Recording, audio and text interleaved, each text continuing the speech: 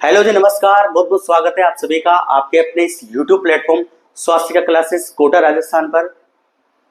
आज हम यहाँ पर चर्चा करेंगे लैब असिस्टेंट यानी प्रयोगशाला सहायक की जो वैकेंसी है उसमें कुछ बच्चों के जो डाउट है वो उसी इंपॉर्टेंट पॉइंट पर हम यहाँ पर बात करेंगे। देखिए क्या डाउट है बच्चों के मन में कि सर जो दिन बाकी है अभी जो 90 डेज जो लेफ्ट है यानी पेंडिंग है यानी 90 दिन जो शेष रहे हैं तो उसमें हमें कौन सी बुकलेट पढ़नी चाहिए और हमें कौन सी यहाँ पर एमसीक्यू क्वेश्चन करने चाहिए, उन्हीं को लेकर हम यहाँ पर बात करेंगे। आपका समय बड़ा महत्वपूर्ण है, बड़ा इंपॉर्टेंट है, क्योंकि समय की हमें हमेशा ही समय का सदुपयोग करना चाहिए सभी बातों के लिए। चलो आपका ज्यादा समय ना लेते हुए हम यहाँ पर बात कर लेंगे सीधे से पॉइंट में, ज्यादा लंबा नहीं करेंगे लेक्चर। देखिए आप सबसे पहले अगर हम बात करेंगे तो यहाँ पर 90 डेज यानी कितने दिन बाकी है, 90 दिन आपके बाकी है।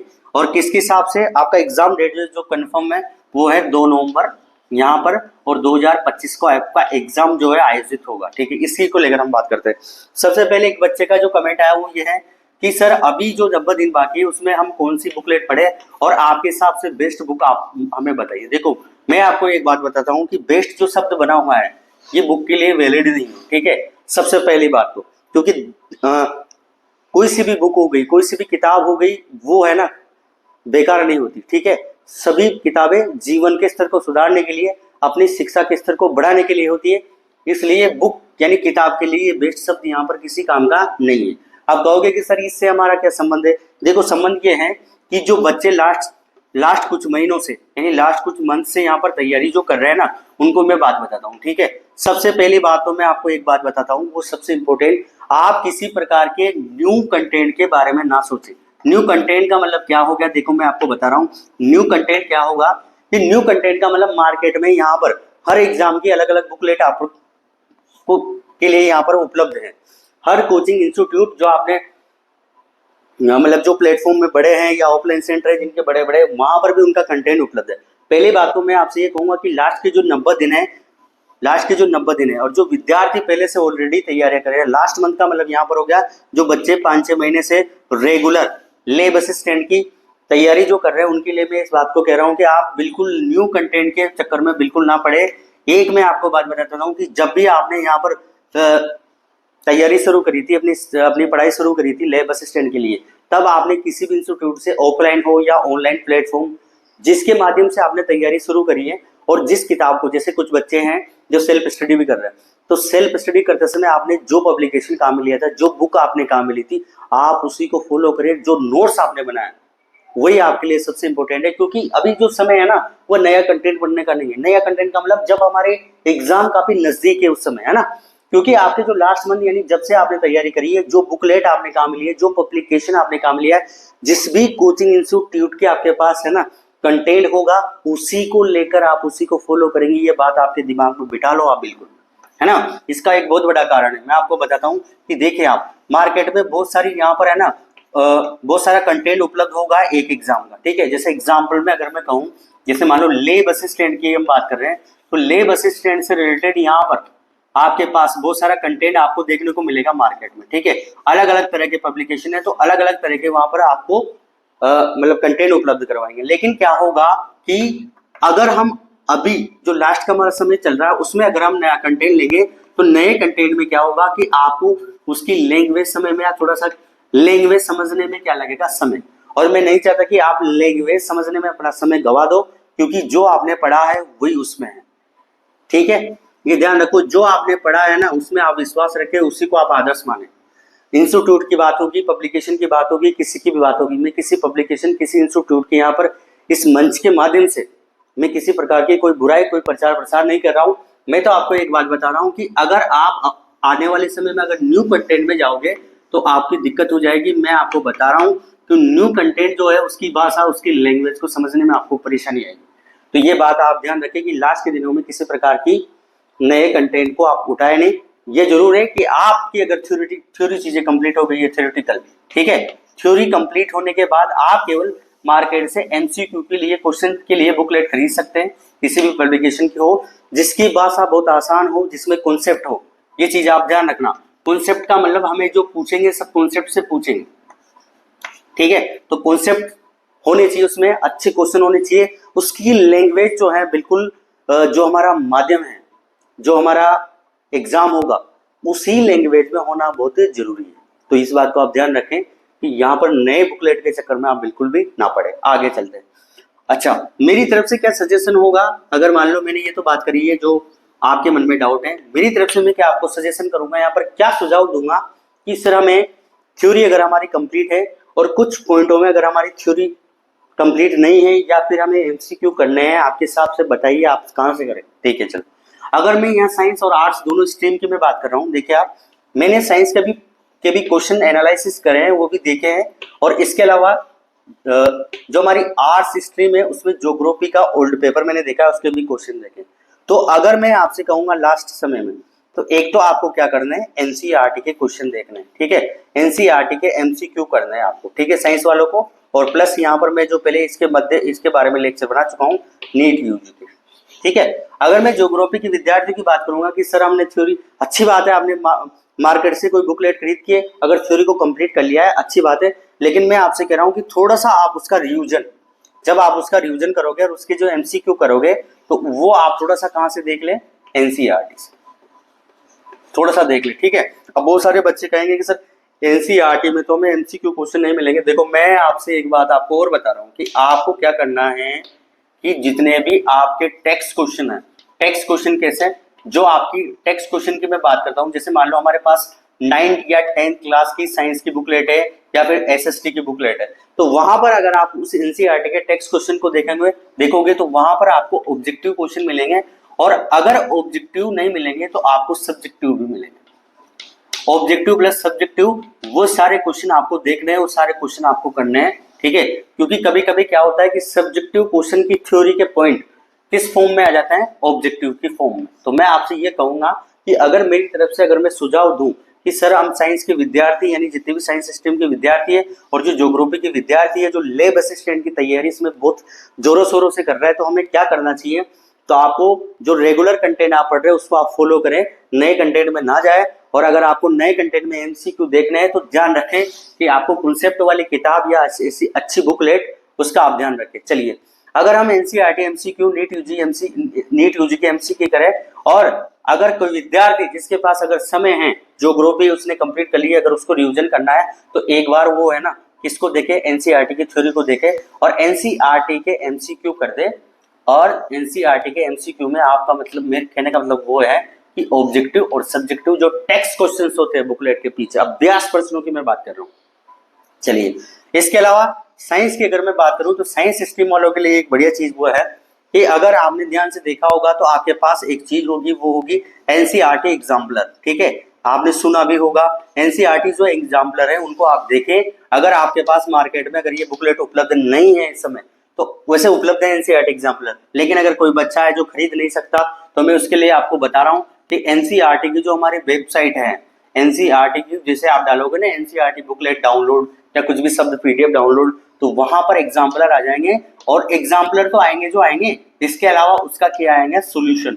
तो बेटा एक बार आप उस सॉल्यूशन को भी देख ले, क्योंकि एनसीईआरटी की जो एग्जाम्पलर है ना, क्या एनसीईआरटी के जो एग्जाम्पलर है वो आपके कॉन्सेप्ट को घुमाएंगे, है ना। बहुत ही शानदार क्वेश्चन है। अब आप कहोगे कि सर डायरेक्ट आ सकते हैं क्या, अरे भाई मैं तो चाह रहा हूँ कि सारे एग्जाम्पलर डायरेक्ट आपके एग्जाम में आ जाए और आप सेलेक्ट हो जाओ, मैं तो यही चाह रहा हूँ। लेकिन मैं आपसे ये कह रहा हूँ कि अगर ऐसा नहीं होता, लेकिन आप क्या देखोगे कि जब भी एग्जाम्पलर के क्वेश्चन को करोगे और सॉल्यूशन को देखोगे, तो आपकी जो थ्योरी आपने पढ़ी है ना, वो चीजें बहुत मजबूत हो जाएगी, आपकी बहुत स्ट्रॉन्ग हो जाएगी। एक बार मेरे कहने से आप ये बात कीजिए, जितने भी साइंस स्ट्रीम के विद्यार्थी हैं, एमसीक्यू क्वेश्चन आप देखिए एग्जाम्पलर वाले। ठीक है, नीट यूजी की तो आपने कर ही लिया, पर मेरे कहने से आप एक बार एग्जाम्पलर देखो, आपको वास्तव में लगेगा कि नहीं सर आप बिल्कुल परफेक्ट कह रहे हो। भाई मैं आपको बता रहा हूँ कि जब मैंने 22 का एग्जाम क्रैक किया था, ठीक है, हालांकि फाइनल मेरिट लिस्ट में मेरा नहीं हुआ, लेकिन मैं आपको बता रहा हूँ कि 22 वाली जो स्टोरी है ना, वो इसी से संबंधित है कि 16 मार्च को एग्जाम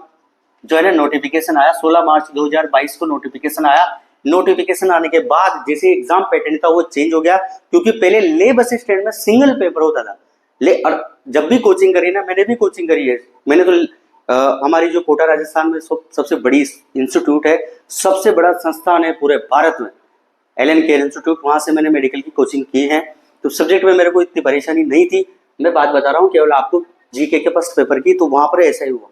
मैंने सारे एमसीक्यू क्वेश्चन उसी से करे, और अगर आप कहोगे कि सर पीसीबी की तो कर लिए आपने, आपको आती भी थी, सब कर लिए, लेकिन जीके के एमसीक्यू हम क्वेश्चन कहां से करें, तो मैं आपको एक बात बता रहा हूँ, ठीक है, ये इतनी आवश्यक नहीं है, क्योंकि ये जो मतलब जो मिटा रहा हूँ इतनी आवश्यक नहीं है, इसलिए वापस मिटा रहा हूँ आपके सामने। देखो आप कि क्या हमें जीके के फर्स्ट पेपर के क्वेश्चन या जीके का जो हमारा फर्स्ट पेपर होगा गुरुजी, उसके क्वेश्चन हमें कहां से मिलेंगे, ठीक है।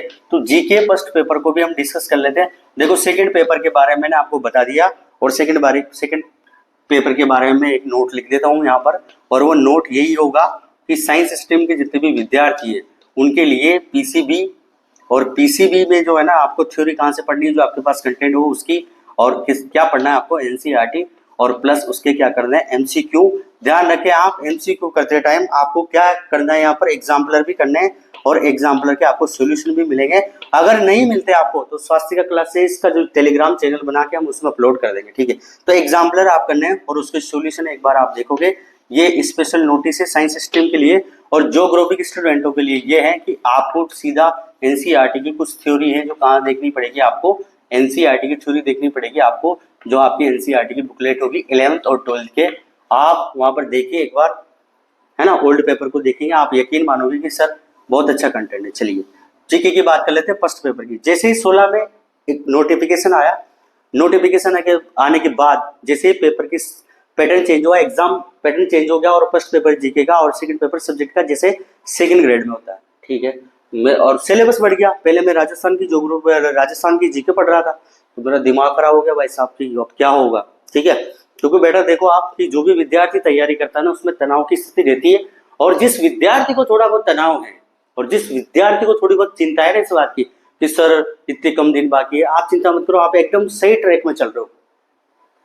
प्रतियोगी परीक्षाएं यानी कंपटीशन एग्जाम की जब तैयारी करते हैं और आपके मन में थोड़ा सा तनाव पैदा होना, आपको डर पैदा होना, ठीक है, आपके मन में डर पैदा होना कहीं ना कहीं इस बात को बता रहा है कि आप एकदम सही डायरेक्शन में चल रहे हो, एकदम सही दिशा में कार्य कर रहे हो। चलिए, तो सिलेबस जैसे ही चेंज हो गया जीके के फर्स्ट पेपर का, तो फिर क्या करें, तो देखिए आप, मैंने उसके लिए दिमाग लगाया क्योंकि उस टाइम भी केवल 90 दिन बाकी थे। कितने दिन बाकी थे? 90।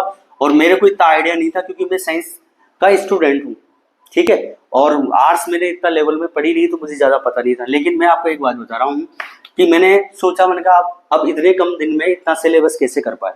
इसमें मैं आपको एक चीज और बता रहा हूँ कि प्लस पॉइंट मेरा क्या था, वो प्लस पॉइंट आपके लिए भी काम आएगा, ठीक है, क्योंकि मैं सारा अनुभव आपके साथ शेयर कर रहा हूँ।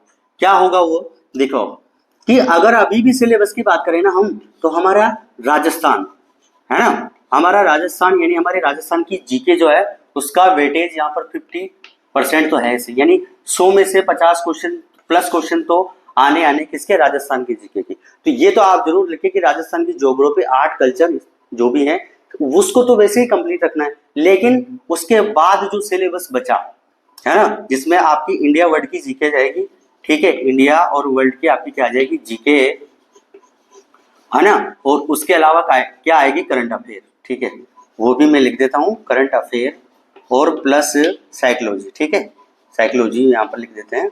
चलिए इनकी हम बात कर लेते हैं। देखिए आप जो बच्चे पहले से पढ़ रहे हैं अच्छी बात है, मैंने क्या करा, मैंने जो करा वही मैं आपको बता रहा हूँ, ठीक है।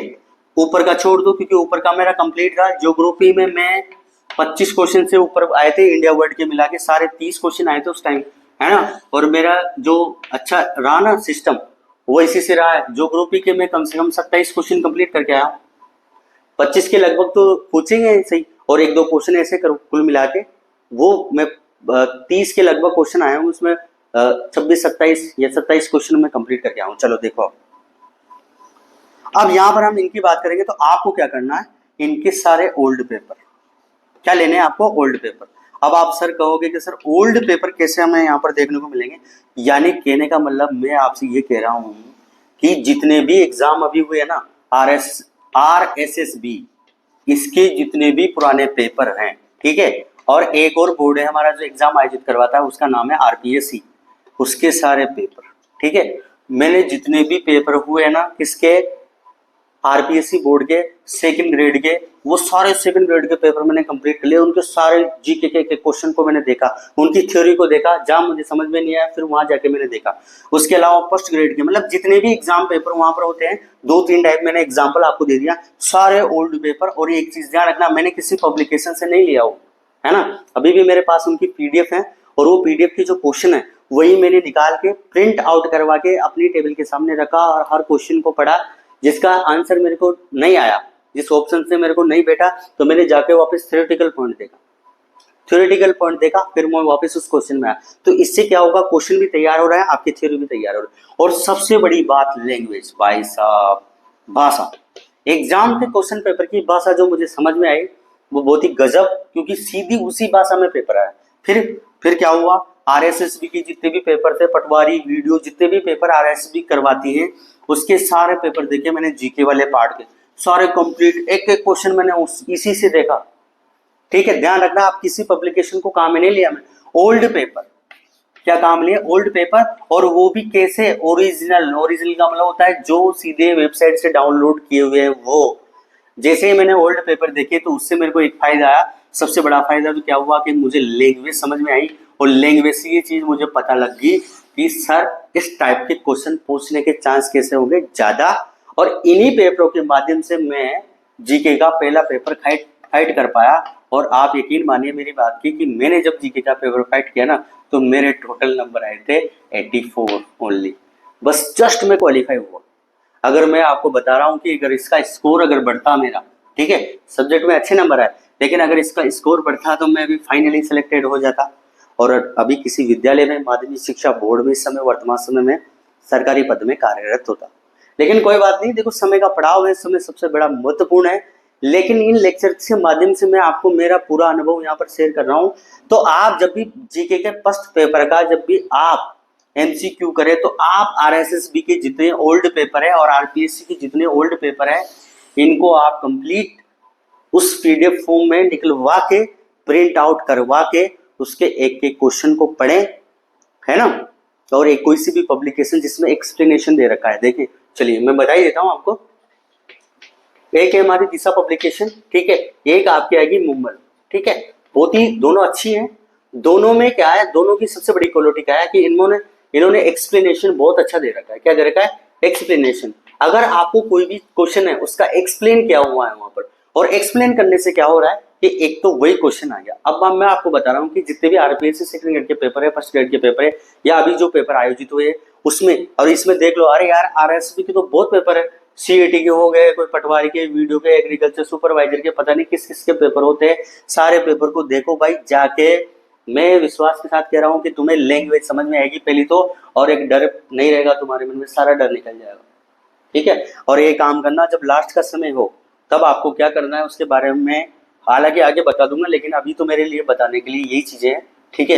वीडियो जब भी आप देख रहे हो, लेक्चर को देख रहे हो आप, तब ध्यान से एक एक पॉइंट को समझना कि वास्तविक तरीके से करना क्या है ना। यहाँ मेरा कोई यूट्यूब प्लेटफॉर्म इतना बड़ा नहीं है कि मैं यहाँ कोई सब्सक्रिप्शन आपको बेच रहा हूँ या कोई बुकलेट है जिसका मैं प्रचार प्रसार यहाँ पर कर रहा हूँ जिसके मुझे पैसे मिल रहे हैं, नहीं, बिल्कुल नहीं भाई, है ना। ये यूट्यूब प्लेटफॉर्म का जो मेरा उद्देश्य है वो यही है कि विद्यार्थियों के सामने, जितने भी स्टूडेंट प्रतियोगी परीक्षाओं की तैयारी कर रहे हैं, उनके सामने बिल्कुल ऑथेंटिक जो चीजें हैं और जो वास्तविक सत्य हैं कि ऐसा होगा, आपका स्टडी प्लान ऐसा रहना चाहिए, उसी के बारे में आपको बताऊंगा।